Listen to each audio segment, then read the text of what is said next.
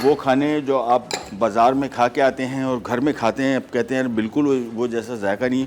For example chicken tikka, ये जहन में रखिएगा, मैं उन रेस्टोरेंट्स में, कराची में एक बड़ा मशहूर रेस्टोरेंट है जिसका चिकन टिक्का बहुत ही मशहूर है। जिस ज़माने में मैंने वहाँ पे काम किया था उस टाइम में, आज से तकरीबन 25 साल पहले, वहाँ पे वो चिकन टिक्के के 16 से 1700 ऑर्डर पर डे निकलते थे, 16-1700।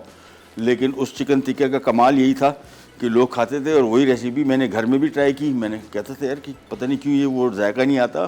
24 घंटे की मैरिनेशन थी, यानी आज मसाला लगाया, अगली रात को टिक्का पकता था, या कम से कम वो सुबह मैरिनेट होता था 8-9 बजे, 10 बजे अगर कोई इमरजेंसी हो जाती थी तो भी उसको 8-9 घंटे मिलते थे।